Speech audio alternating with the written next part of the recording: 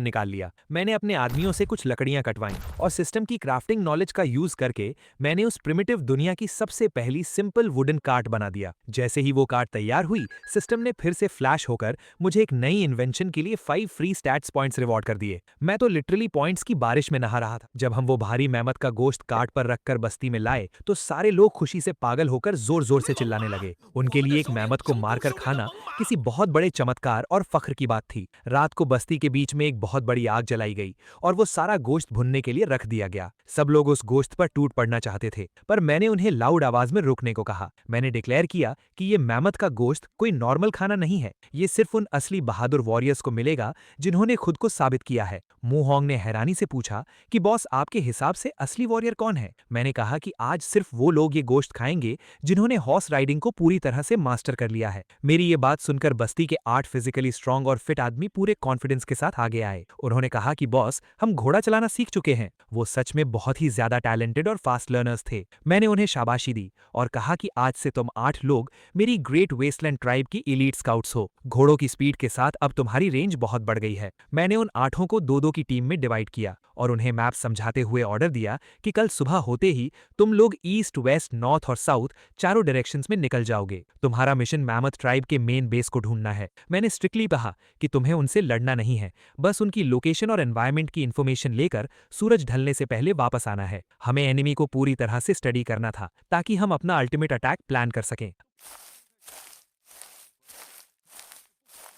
अगली सुबह वो स्काउट्स अपने मिशंस पर निकल गए। उधर मैमथ ट्राइब के बेस में उनका लीडर गुस्से से आग बबूला हो रहा था। उसे खबर मिल चुकी थी कि उनका भेजा हुआ मैमथ और आदमी मारे जा चुके हैं। उसने पूरी अल्फा एनर्जी के साथ चिल्लाकर अपनी आर्मी को ऑर्डर दिया कि कल सुबह हमारी पूरी फोर्स उस अनजान बस्ती पर अटैक करेगी और वहां के एक एक इंसान को बेदर्दी से काट कर रख देगी। उसका घमंड आसमान पर था। इधर मैं अपनी गुफा में बिना सोचे समझे दिन रात मेहनत कर रहा था। लकड़ियों को काटना, रस्सियों को बांधना और वेट बैलेंस करना। पूरे एक दिन और एक रात की एक्सट्रीम मेहनत के बाद फाइनली मेरा प्रोजेक्ट कंप्लीट हो गया। जैसे ही मैंने आखिरी रस्सी बांधी, सिस्टम का इंटरफेस से बहुत ही ब्राइट गोल्डन रोशनी के साथ फ्लैश हुआ। सिस्टम ने मुझे एक एपिक नोटिफिकेशन दिया। मैंने सक्सेसफुली एक हेवी सीज वेपन बना लिया था जिसका नाम था कैटापुल्ट। और सबसे क्रेजी बात यह थी कि इस मैसिव इन्वेंशन के लिए सिस्टम ने मुझे पूरे 30 फ्री स्टैट्स पॉइंट्स का गॉड टियर रिवॉर्ड दिया था। ये सच में अनबिलीवेबल था। मैं बाहर आया तो देखा कि बस्ती में पैनिक का माहौल था। मेरे स्काउट्स वापस आ चुके थे। उन्होंने घबराते हुए मुझे बताया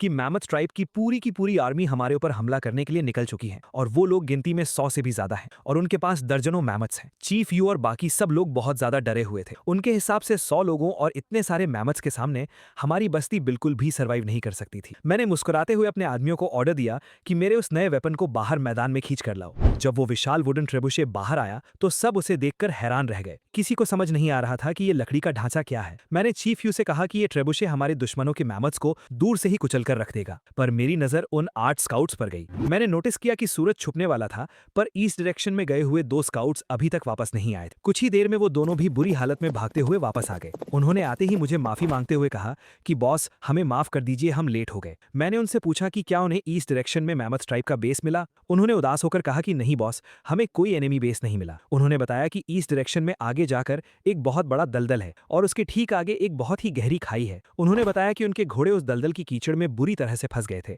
और उन्हें बाहर निकालने में उन्हें इतना टाइम लग गया। ये सुनकर मेरे दिमाग में इलेक्ट्रिसिटी सी दौड़ गई। उनके लिए ये एक यूजलेस इन्फॉर्मेशन थी, पर मेरे मॉडर्न गेमर दिमाग के लिए ये दलदल और खाई की लोकेशन किसी मास्टर स्ट्रोक से कम नहीं थी। मैंने एक बहुत ही खतरनाक स्माइल के साथ सबसे कहा कि ये दलदल हमारे लिए एक जैकपॉट है। अगर हमारे घोड़े उसमें फंस सकते हैं तो सोचो उन भारी भरकम मैमथ्स का उस कीचड़ में क्या हाल होगा। मैंने अपनी पूरी आर्मी को ऑर्डर दिया कि रात भर आराम करो, कल सुबह हम मैमथ ट्राइब का इंतजार नहीं करेंगे, बल्कि हम खुद उन पर हमला करेंगे। अगली सुबह मैं अपने सेबर टूथ टाइगर पर और मेरी कैवलरी अपने वाइल्ड हॉर्सेस पर पूरी तरह से तैयार थी। चीफ यू मेरे साथ टाइगर पर बैठी थी। वो बहुत डरी हुई थी, पर मैंने उसे एश्योरेंस दिया कि जीत हमारी ही होगी। हम लोग उस ईस्ट डायरेक्शन वाले दलदल की तरफ बढ़े। मैंने अपने 2 सबसे फास्ट घुड़सवारों को बुलाया और उन्हें अपना प्लान समझाया। मैंने उनसे कहा कि तुम दोनों आगे जाओगे और मैमथ ट्राइब की आर्मी को ढूंढोगे। जैसे ही वो तुम्हें देखें, तुम्हें उनसे लड़ना नहीं है, बल्कि उन्हें चढ़ाते हुए भागना है और उन्हें सीधा इस दलदल की तरफ अट्रैक्ट एक्सट्रैक्ट करके लाना है। वो दोनों तुरंत अपने मिशन पर निकल गए। कुछ ही देर में जंगल के उस पार से हमें मैमथ ट्राइब की आर्मी आती हुई दिखाई दी। उनका लीडर सबसे आगे एक बहुत बड़े मैमथ पर बैठा था। मेरे दोनों स्काउट्स उनके आगे आगे अपने घोड़ों पर भाग रहे थे। मैमथ ट्राइब का लीडर हमारे घोड़ों की स्पीड देखकर पूरी तरह से फ्रस्ट्रेट हो रहा था। उसने चिल्लाकर अपने आदमियों से कहा कि ये जानवर भले ही फास्ट हैं, पर इनके पास हमारे मैमथ जैसी पावर नहीं है, इसलिए इन्हें लगातार चेस करो। वो बेवकूफ अपने घमंड में अंधे होकर सीधा मेरे बिछाए हुए जाल की तरफ आ रहे। मेरे दोनों स्काउट्स तेजी से उस दलदल वाले एरिया को पार करके सेफ जगह पर आ गए, पर मैमथ ट्राइब की भारी भरकम आर्मी जैसे ही उस दलदल वाले इलाके में घुसी, उनके जाइंट मैमथ्स के पैर उस गहरी कीचड़ में धंसने लगे। कुछ ही सेकंड्स में वो सारे मैमथ्स बुरी तरह से उस दलदल में फंसकर इमोबिलाइज हो गए। वो जितना हिलने की कोशिश करते वो उतना ही अंदर धंसते जाते। मैमथ ट्राइब का लीडर पूरी तरह से शॉक में था। उसे समझ नहीं आ रहा था कि अचानक से ये क्या हो गया। वो जोर जोर से चिल्ला रहा था कि ये कोई जादू है। तभी मैं अपने टाइगर पर बैठकर एक ऊंचे पहाड़ पर सामने आया। मैंने अपना हाथ उठाया और अपने आदमियों को ऑर्डर दिया कि ट्रेब्यूशे को फायर करो। मेरे आदमियों ने उस जाइंट कैटapult की रस्सी काट दी और एक बहुत ही विशाल और भारी पत्थर हवा में उड़ता हुआ सीधा मैमथ ट्राइब की आर्मी के बीच में जाकर गिरा। उस पत्थर के इम्पैक्ट से वहां एक बहुत बड़ा धमाका हुआ और कई दुश्मन वहीं कुचले गए। मैमथ ट्राइब का लीडर ये तबाही देखकर लिटरली सदमे में चला गया था। उसे अपनी आंखों पर विश्वास नहीं हो रहा था कि आसमान से पत्थर कैसे गिर रहे हैं। मैंने बिना टाइम वेस्ट किए अपनी कैवलरी को ऑर्डर दिया कि दुश्मनों को पीछे से घेर लो। हमारे वॉरियर्स ने अपने अपग्रेडेड बोथ से दलदल में फंसे हुए दुश्मनों पर तीरों की बारिश शुरू कर दी। एनिमी आर्मी पूरी तरह से हेल्पलेस थी। उनका लीडर गुस्से में पागल होकर मेरे सामने आया और उसने मुझे चैलेंज किया। उसने कहा कि अगर मुझ में हिम्मत है तो मैं उससे 1-on-1 फाइट करूं। वो सच में एक बहुत बड़ा और मस्कुलर मॉन्स्टर था। मैंने अपने टाइगर से छलांग लगाई और सीधा उसके सामने लैंड किया। मैंने सिस्टम ओपन किया और अपनी एजिलिटी और स्ट्रेंथ को पूरी तरह से मैक्स आउट कर दिया। मैंने अपनी उस स्पेशल बोन आर्मर को पहना हुआ था जो मैंने हॉर्न्ड ड्रैगन की प्लेट से बनाई थी। उसने अपनी पूरी ताकत से अपने भारी हथियार से मुझ पर हमला किया, पर मेरी स्पीड इतनी ज्यादा इंसेन थी कि मैं इजीली उसके वार से बच गया। मैंने अपनी पूरी एनहांस्ड स्ट्रेंथ के साथ उसके चेहरे पर एक ऐसा जोरदार मुक्का मारा कि वो हवा में उड़ता हुआ सीधा उस कीचड़ में जा गिरा। एक ही मुक्के में हारते देखकर मैमथ ट्राइब के बचे हुए आदमियों की हिम्मत पूरी तरह से टूट गई। उन्होंने अपने हथियार फेंक दिए और जमीन पर घुटनों के बल बैठकर अपनी जान की भीख मांगने लगे। हमारी विक्ट्री एब्सोल्यूट और कंप्लीट थी। हम लोग जीत का जश्न मना ही रहे थे कि तभी अचानक उस दलदल से एक बहुत ही अजीब सी और गंदी स्मेल आने लगी। वहां का पानी उबलने लगा और हवा में एक पर्पल रंग का धुआं सा फैलने लगा। मैमथ ट्राइब के जो कैदी उस दलदल के पास जमीन पर बैठे थे वो अचानक से खांसने लगे। उनके मुंह से खून निकलने लगा और वो तड़प कर जमीन पर गिरने लगे। चीफ यू ने घबराकर बताया कि ये जहरीली गैस है जो इस दलदल से निकल रही है। उसने कहा कि हमें तुरंत यहां से भागना चाहिए वरना हम सब भी मारे जाएंगे। पर मैं उन कैदियों को ऐसे मरने नहीं दे सकता था। मुझे अपनी आर्मी को एक्सपैंड करने के लिए इन स्ट्रॉन्ग आदमियों की बहुत जरूरत थी। मैंने बिना अपनी जान की परवाह किए अपना फोकस उन मरते हुए कैदियों पर किया। मैंने तुरंत अपने दिमाग में हीलिंग स्पेल एक्टिवेट किया। सिस्टम नोटिफिकेशन फ्लैश हुई कि मेरा हीलिंग स्पेल लेवल 1 अब लेवल 2 पर अपग्रेड हो चुका है। मेरे दोनों हाथों से एक बहुत ही इंटेंस और ब्राइट हरे रंग की मैजिकल एनर्जी निकली और एक वेव की तरह उन सभी तड़पते हुए कैदियों के शरीर के अंदर चली गई। मैजिक का असर इंस्टेंटली हुआ। उनका खांसना बंद हो गया, उनके घाव भर गए और वो जहर के असर से पूरी तरह से बाहर आ गए। वो कैदी इस जादुई पावर को देखकर लिटरली मेरे आगे सजदे में गिर पड़े। उन्होंने रोते हुए कहा कि मैं कोई इंसान नहीं बल्कि खुद भगवान हूं और आज से उनकी पूरी जिंदगी सिर्फ मेरी गुलामी में गुजरेगी। मैंने एक ही झटके में दुश्मनों को अपने सबसे लॉयल फॉलोअर्स में कन्वर्ट कर लिया था। पर चीफ यू अभी भी परेशान थी। उसने मेरे पास आकर कहा कि लू याओ, तुमने इन सबको बचा तो लिया है, पर अब हमारी बस्ती की पॉपुलेशन एकदम से डबल हो गई है। उसने टेंशन में कहा कि हमारे पास इतना खाना नहीं है कि हम सैकड़ों लोगों का पेट रोज भर सके। शिकार भी अब धीरे धीरे कम हो रहा है। ये सच में एक बहुत बड़ा सर्वाइवल क्राइसिस था। मैंने उस गहरी क्लिफ की तरफ देखा जिसके बारे में मेरे स्काउट्स ने बताया था और मुझे हमारा नया फूड सोर्स दिख गया। पर उस चौड़ी और गहरी खाई को पार करना किसी भी प्रिमिटिव इंसान के लिए इम्पॉसिबल था। मैंने चीफ यू की तरफ देखकर एक कॉन्फिडेंट स्माइल दी और कहा कि मेरे पास इसका भी एक परफेक्ट सोल्यूशन है। मैंने तुरंत जमीन पर एक ब्लूप्रिंट ड्रॉ किया। मैंने अपने आदमियों को मजबूत जंगली बेली और लकड़ियां काटने का ऑर्डर दिया। मैंने अपनी पूरी वर्कफोर्स को इस मैसिव इंजीनियरिंग प्रोजेक्ट में लगा दिया। कई घंटों की मेहनत के बाद फाइनली वो शानदार लकड़ी और बेलों का पुल उस गहरी खाई के ऊपर तैयार हो गया। चीफ यू और बाकी सब लोग उस पुल को देखकर पूरी तरह से शॉक थे। उन्हें यकीन ही नहीं हो रहा था कि हम हवा में चलकर उस खाई को पार कर सकते हैं। सिस्टम स्क्रीन एक बार फिर गोल्डन रोशनी के साथ फ्लैश हुई। सिस्टम ने मुझे सक्सेसफुली वुडन ब्रिज कंस्ट्रक्ट करने पर पूरे 20 स्टैट्स पॉइंट्स का रिवॉर्ड दिया। हम सब ने सावधानी से वो ब्रिज पार किया और खाई के उस पार वाले नए इलाके में एंटर हुए। वहां का नजारा देखकर मेरी आंखें खुशी से चमक उठी। वहां एक बहुत बड़ा खुला मैदान था जो पूरी तरह से सुनहरे रंग के पौधों से भरा हुआ था। मैंने पास जाकर उन पौधों को ध्यान से देखा और सिस्टम से स्कैन किया। सिस्टम ने तुरंत फ्लैश होकर बताया कि ये धान की फसल थी। ये एक हाई यील्डिंग क्रॉप थी जो सिर्फ 30 दिन में पूरी तरह से बड़ी हो जाती थी। और सबसे माइंड ब्लोइंग बात यह थी कि इस फसल को डिस्कवर करते ही सिस्टम ने मुझे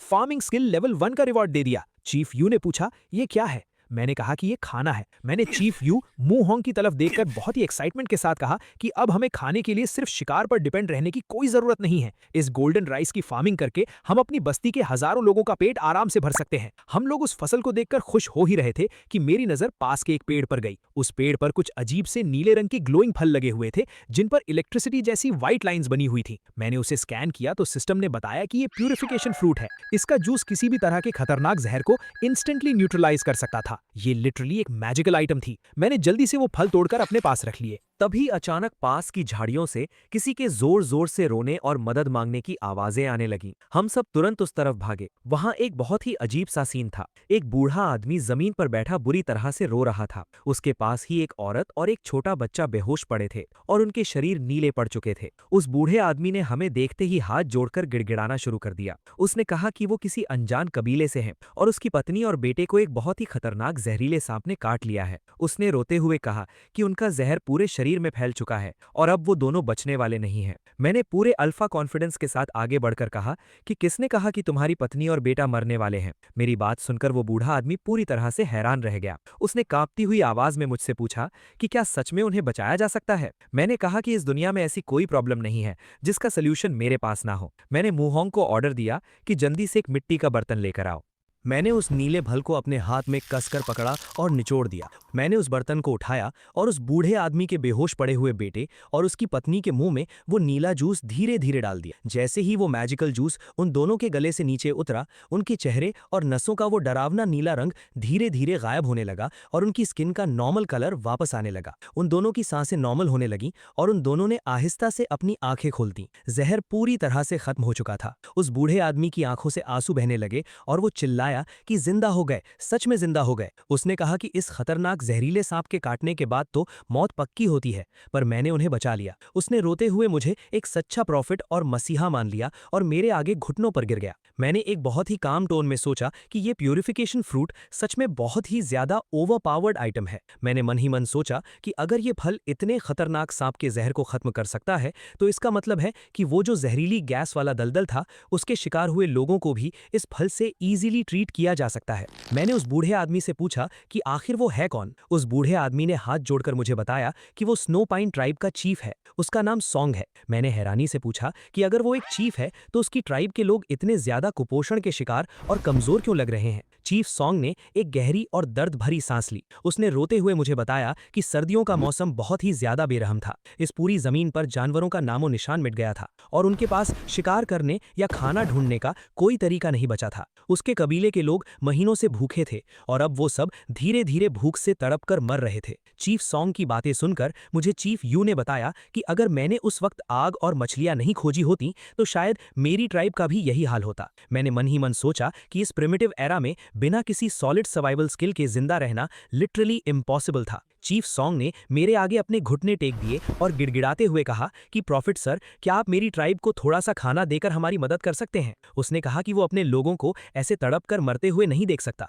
मैंने उसे बीच में ही रोक दिया। मैंने उससे कहा कि मैं तुम्हें खाना सिर्फ एक ही शर्त पर दूंगा और वो शर्त यह है कि तुम्हें अपनी पूरी स्नो पाइन ट्राइब के साथ मेरी ग्रेट वेस्टलैंड ट्राइब को ज्वाइन करना होगा। मेरी ये बात सुनकर चीफ सॉन्ग पूरी तरह से हैरान रह गया। इस प्रिमिटिव दुनिया का रूल था कि कोई भी लीडर मरने से पहले हार नहीं मानता था, पर चीफ सॉन्ग एक हारा हुआ और थका हुआ इंसान था। उसने भरे हुए गले से कहा कि मैं ऑलरेडी एक बहुत ही फेलियर चीफ हूं और आपने मेरे परिवार की जान बचाई है। उसने बिना किसी हेजिटेशन के कहा कि वो और उसकी पूरी ट्राइब मेरी गुलामी करने के लिए पूरी तरह से तैयार है। उसकी ये बात सुनकर मैंने कहा कि बहुत बढ़िया, अब मैं तुम्हारे भूखे लोगों को मरने नहीं दूंगा। चीफ यू मेरे पास आई और उसने बहुत ही टेंशन में मुझसे पूछा कि लू याओ, हम इन सबके लिए अचानक से इतना सारा खाना कहां से लाएंगे? मैंने उसे एक मिस्टीरियस लुक दिया और कहा कि खाना तो हमारे बिल्कुल सामने है। मैं उस गोल्डन राइस के खेत की तरफ मुड़ा। चीफ यू पूरी तरह से कंफ्यूज थी। मैंने उसे और बाकी लोगों को समझाया कि इस फसल को अगर हम सही तरीके से उगाएं तो हमें शिकार पर डिपेंड रहने की जरूरत ही नहीं पड़ेगी। चीफ सॉन्ग ने निराश होकर कहा कि प्रॉफिट सर, जब तक ये फसल बड़ी होगी तब तक मेरे लोग भूख से मर चुके होंगे। मैंने अपने आदमियों को ऑर्डर दिया कि इस गोल्डन राइस के सारे बीज निकालकर जमीन में बो दो। उन्होंने वैसा ही किया। जैसे ही बीज मिट्टी में गए, मैंने अपना सिस्टम ओपन किया और अपना फार्मिंग स्किल लेवल 1 एक्टिवेट कर दिया। मेरे हाथों से एक बहुत ही ब्राइट गोल्डन रंग की मैजिकल एनर्जी निकली और सीधा उस मिट्टी के अंदर चली गई, और अगले ही सेकंड जो हुआ उसे देखकर वहां खड़े हर एक इंसान की आंखें फटी की फटी रह गईं। वो बीज मैजिकली उसी वक्त अंकुरित हुए और देखते ही देखते हमारी आंखों के सामने एक पूरी की पूरी पकी हुई गोल्डन राइस की फसल खड़ी हो गई। वो सुनहरे रंग की फसल हवा में लहरा रही थी। चीफ सॉन्ग और उसके लोग तो खुशी और सदमे के मारे रोने लगे। उनके लिए ये लिटरली भगवान का किया हुआ कोई चमत्कार था। मैंने तब सोचा कि जब हम अपने मेन बेस पर वापस जाएंगे तो हम बहुत सारे खेती के टूल्स बनाएंगे और इस फार्मिंग तकनीक को पूरी डहवांग ट्राइब में फैला देंगे। चीफ सॉन्ग मेरे पास आकर रोने लगा और उसने मुझे एक सच्चा देवता मान लिया जिसके पास ऐसी मैजिकल पावर थी। उसने पूरे दिल से अनाउंस कर दिया कि आज से पूरी स्नो पाइन ट्राइब सिर्फ और सिर्फ मेरी कमांड मानेगी और मेरे अंडर काम करेगी। मैंने कहा कि ठीक है, जब तक हम यहाँ हैं हम यहाँ कुछ दिन और रुकेंगे और इस जगह को अपने एम्पायर का एक नया हिस्सा बनाएंगे। ये नई जमीन काफी उपजाऊ थी और मेरे फ्यूचर एक्सपेंशन प्लान्स के लिए बहुत इंपॉर्टेंट थी। फिर मैंने मैमथ ट्राइब को भी प्यूरिफिकेशन फ्रूट का इस्तेमाल करने दिया। वो मेरे शुक्रगुजार थे। तभी अचानक मेरी कानों में सिस्टम इंटरफेस का आवाज आया। सिस्टम ने मुझे एक बहुत ही एपिक नोटिफिकेशन दिया। मैंने सक्सेसफुली 2 नई ट्राइब्स यानी मैमथ ट्राइब और स्नो पाइन ट्राइब को अपने एम्पायर में मिला लिया था। इस मैसिव एक्सपेंशन के लिए सिस्टम ने मुझे पूरे 30 फ्री स्टैट्स पॉइंट्स का रिवॉर्ड दिया, और सबसे बड़ी बात यह थी कि मेरा ruler of the land skill जो लेवल 1 पर था वो अब सीधा अपग्रेड होकर लेवल 2 पर पहुंच गया था। सिस्टम ने बताया कि अब मेरी टेरिटरी के अंदर मौजूद मेरी आर्मी के हर एक इंसान की स्ट्रेंथ, एजिलिटी, कॉन्स्टिट्यूशन और स्पिरिट में ऑटोमेटिकली +10 स्टैट्स पॉइंट्स का मैसिव बफ ऐड हो जाएगा। ये कोई नॉर्मल बफ नहीं था। +10 स्टैट्स पॉइंट्स का मतलब था कि मेरा हर एक ऑर्डिनरी वॉरियर अब एक सुपर ह्यूमन बन चुका था। मेरी आर्मी अब प्रैक्टिकली इनविंसिबल हो चुकी थी। मैं खुशी से अंदर ही अंदर झूम रहा था। चीफ यू ने मुझसे पूछा कि लू याओ, अब हमारा अगला प्लान क्या है। मैंने उस स्नो पाइन ट्राइब के इलाके को ध्यान से देखा। ये जगह बहुत ही स्ट्रेटेजिक थी और इसे हम अपने एम्पायर के एक नए आउटपोस्ट की तरह यूज कर सकते थे। मैंने चीफ यू से कहा कि हम इस जगह को ऐसे ही खुला नहीं छोड़ सकते। हमें यहाँ भी दुश्मनों और जंगली जानवरों से बचने के लिए एक मजबूत लकड़ी की दीवार बनानी होगी। चीफ यू ने तुरंत हाँ कर दी क्योंकि उन्हें अब तक दीवार बनाने का पूरा एक्सपीरियंस हो चुका था। हमने तुरंत काम शुरू कर दिया। लकड़ियां काटी गईं और बहुत ही तेजी से उस स्नो पाइन ट्राइब के चारों तरफ भी एक अभेद्य किला खड़ा हो गया। अब वो जगह पूरी तरह से सेफ थी। चीफ यू ने कहा कि अब हमें अपनी मेन सेटलमेंट वापस चलना चाहिए क्योंकि हमने यहाँ बहुत सारे रिसोर्सेज जमा कर लिए हैं। मैंने कहा कि हम सब वापस नहीं जाएंगे। अगर हमने इस जगह को खाली छोड़ दिया तो कोई और दुश्मन इस पर कब्जा कर लेगा। हमें यहाँ एक बहुत ही स्ट्रांग लीडर को छोड़ना होगा जो इस आउटपोस्ट को प्रोटेक्ट कर सके। मैंने पीछे मुड़कर देखा और शू क्यू को आवाज लगाई। शू क्यू जो कभी मेरा दुश्मन था अब मेरा सबसे लॉयल और स्ट्रांग वॉरियर बन चुका था। मैंने उसे ऑर्डर दिया कि वो अपने साथ कुछ सबसे बेहतरीन वॉरियर्स को लेकर यहीं रुकेगा और इस नए इलाके को डेवलप करेगा।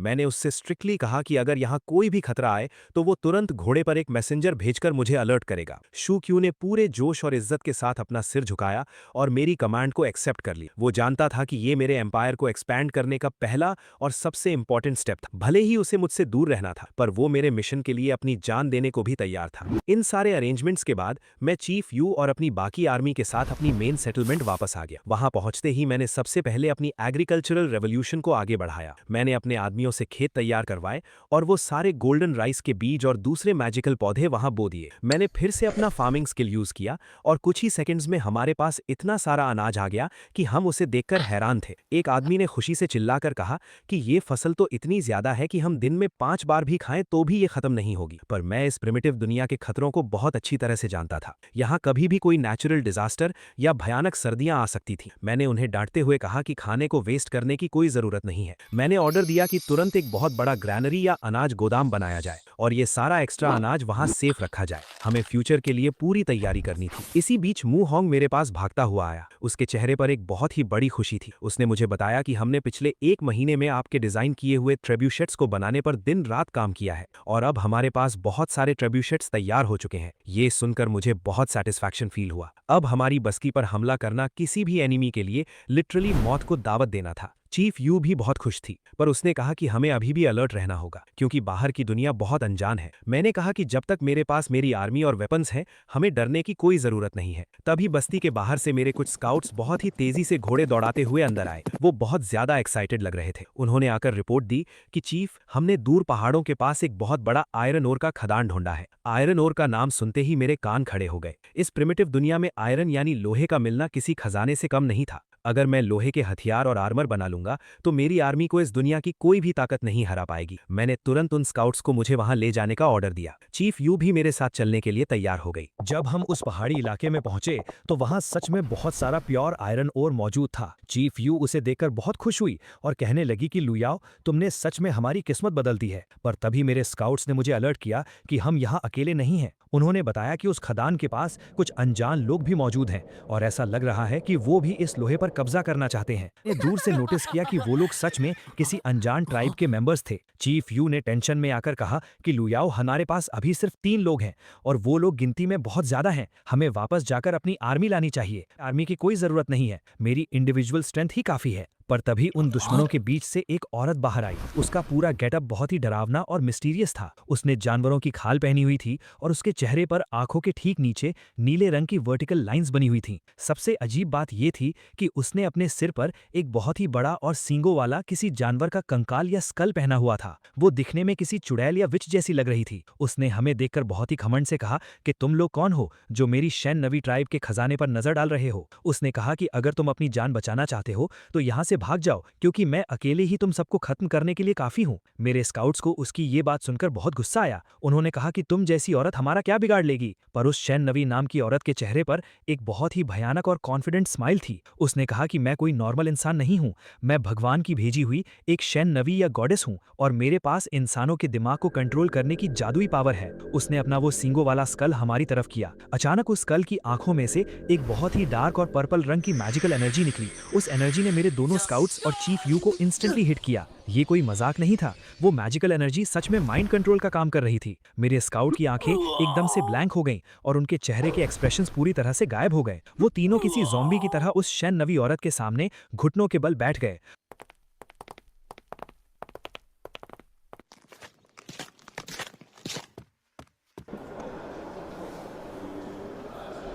मैं बहुत ज्यादा गुस्से में था। चीफ यू और मेरे सबसे अच्छे स्काउट्स उस चुड़ैल के कंट्रोल में थे। वो शैन नवी औरत सच में एक बहुत बड़ा खतरा थी। मुझे समझ आ गया था कि वो कोई नॉर्मल फाइटर नहीं है, बल्कि वो साइकिक अटैक्स करती है। तभी बस्ती के गेट पर एक बहुत ही अजीब सी हलचल हुई। मैंने देखा कि श्यू ख्यू, जो स्नो पाइन आउटपोस्ट का था, वो अपने घोड़े पर बुरी तरह से घायल हालत में बस्ती के अंदर आ रहा था। उसका घोड़ा हाँफ रहा था और शूचू के चेहरे पर बहुत ज्यादा पैनिक था। वो सीधा मेरे पास आया और उसने कहा कि बहुत बड़ी मुसीबत आ गई है। चीफ यू को एक बहुत ही खतरनाक जहरीले सांप ने काट लिया है और वो मरने वाली है। आपको तुरंत मेरे साथ चलना होगा। उसकी ये बात सुनते ही बस्ती के बाकी लोग पैनिक करने लगे। मू होंग ने तुरंत मुझसे कहा कि हमें जल्दी चलना चाहिए, पर मेरा मॉडर्न गेमर दिमाग उस सिचुएशन को बहुत ही अलग तरीके से एनालाइज कर रहा था। मैंने शूचू की आंखों में देखा, उसकी बॉडी लैंग्वेज, उसके बात करने का तरीका, सब कुछ बहुत ही ज्यादा रोबोटिक और अननेचुरल लग रहा था। वो हमेशा मुझे पूरे रिस्पेक्ट के साथ रिपोर्ट करता था, पर इस वक्त उसकी आवाज में वो इमोशन नहीं था। मैंने तुरंत समझ लिया कि दाल में कुछ काला है। मैंने मू होंग को एक इशारा किया।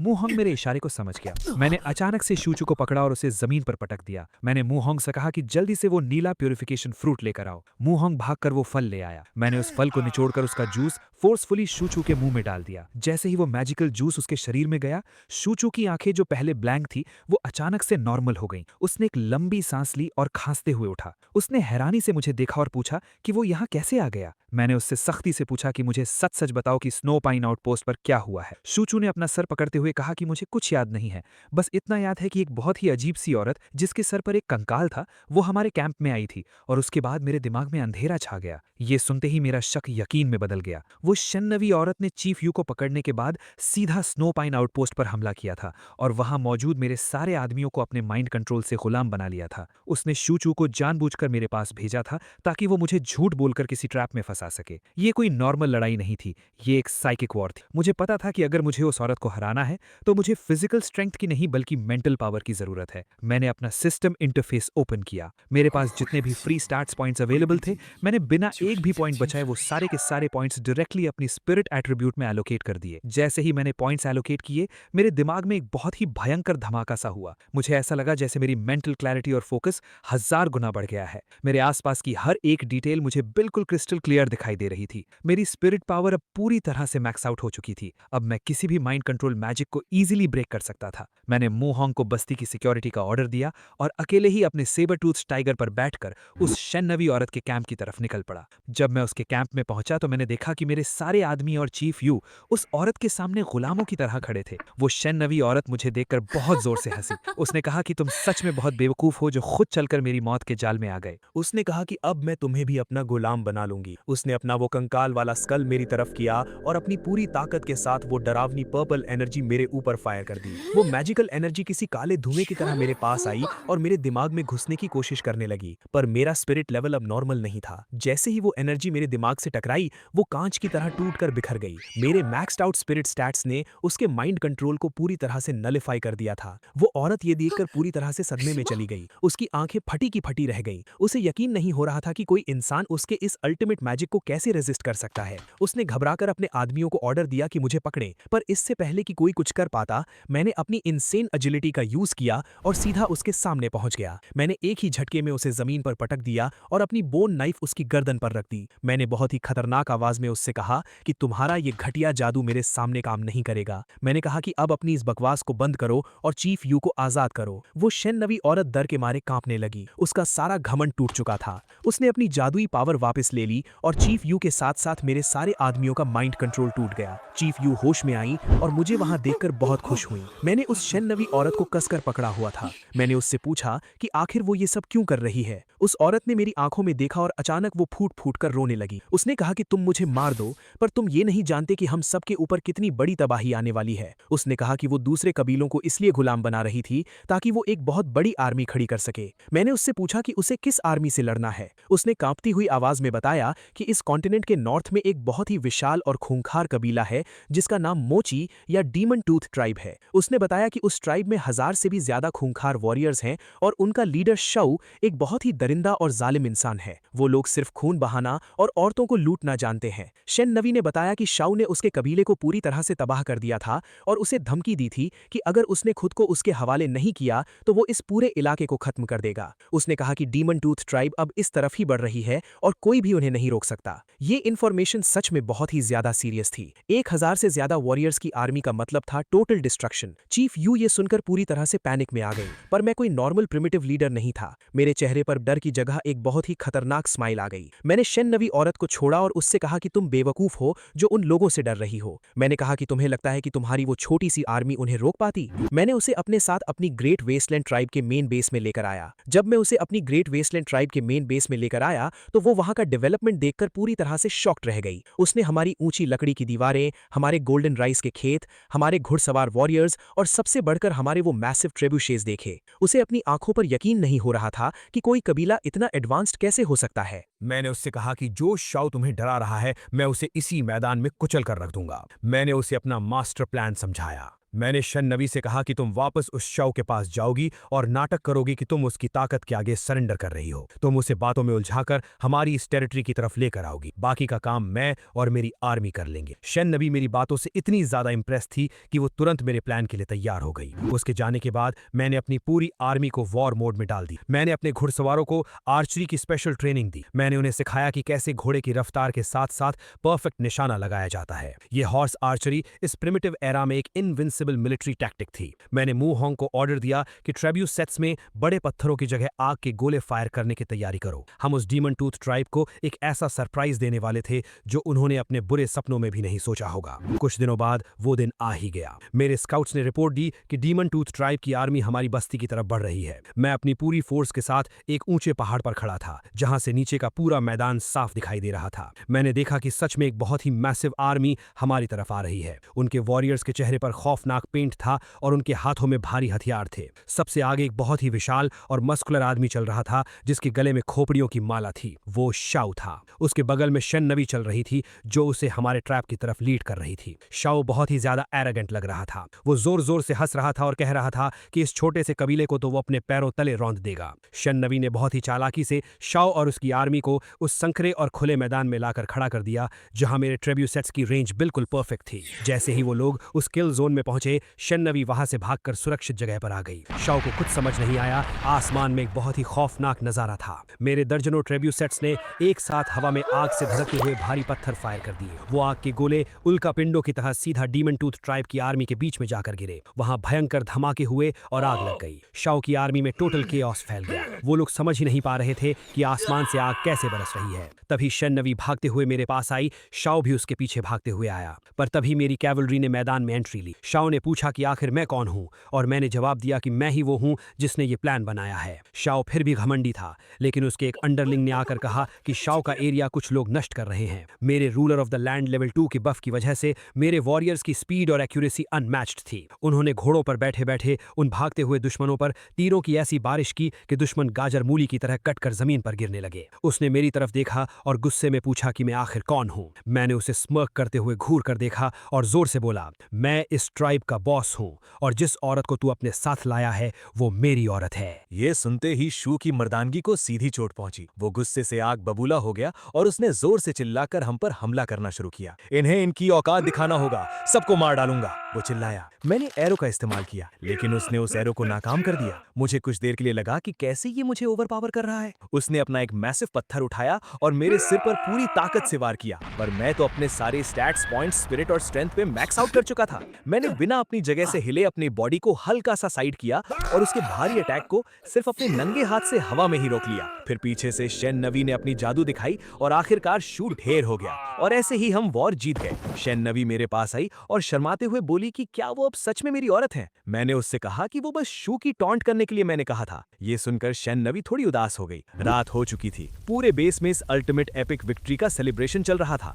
हमने मोची ट्राइब के उन हजारों बचे हुए लोगों को अपने ट्राइब में मिला लिया था और अब हमारी वर्कफोर्स पहले से भी दोगुनी हो चुकी थी। लेकिन उसके बाद भी मू होंग शू क्यू के साथ काम पे निकल पड़ा। चीफ यू चलकर मेरे पास आई। उसने बहुत ही सॉफ्ट और इमोशनल आवाज में बोली कि लुयाओ, मुझे अभी भी सब सपना लग रहा है। मैंने एक बहुत ही सुकून वाली स्माइल दी। मैंने उससे कॉन्फिडेंटली कहा कि चीफ यू, ये तो बस एक छोटी सी शुरुआत है। आगे आगे देखो, मैं इस पूरी दुनिया को कंप्लीटली कॉन्कर कर लूंगा और मेरे राज में मेरी औकात और पावर्स बस इन्फिनिटली बढ़ती जाएंगी। उसने मुझे याद दिलाया कि कैसे कुछ महीने पहले वो लोग एक ठंडी और डार्क गुफा में भूख और ठंड से मरने वाले थे। उनके पास जीने की कोई उम्मीद नहीं थी और अब मेरी वजह से वो इस पूरी प्रिमिटिव दुनिया के सबसे ताकतवर और सबसे सेफ एम्पायर हैं। चीफ यू भी मेरे और पास आई और उसने मेरा हाथ पकड़ लिया। मैंने भी उसके कंधे को सहलाया। शेन नवी तभी मेरे पास आई। उसने बड़ी ही शांति से मुझे बताया कि उसने सभी नए लोगों और कैप्टिव्स के लिए हाउसेज अरेंज कर दिए हैं और अब मुझे और चीफ यू को आराम करना चाहिए। मैंने भी चीफ यू को कहा कि वो बहुत टाइम से कैप्टिव थे, इसलिए उसे रेस्ट लेना चाहिए। लेकिन चीफ यू बड़ी ही शर्माते हुए मुझसे पूछा कि लुयाओ, क्या आज रात हम दोनों एक साथ एक ही टेंट में सो सकते हैं? उसकी आंखों में एक अजीब सी चमक थी और उसकी इस रिक्वेस्ट को सुनकर मैं थोड़ा सा चौंक गया। मैंने एक प्रिंस की तरह उसे कैरी किया और स्माइल की और कहा कि हाँ बिल्कुल, आज रात हम एक साथ आराम करेंगे। हम दोनों ने टेंट में आराम से रात बिताया। उसके बाद अचानक मेरे सामने हवा में सिस्टम का गोल्डन पैनल फ्लैश हुआ। उस पैनल पर लिखा था कि मैंने सक्सेसफुली ब्लड लाइन इनहेरिटेंस का माइलस्टोन कंप्लीट कर लिया है और इस मैसिव अचीवमेंट के लिए सिस्टम ने मुझे सीधे 30 फ्री स्टैट्स पॉइंट्स का इंसेन रिवॉर्ड दिया।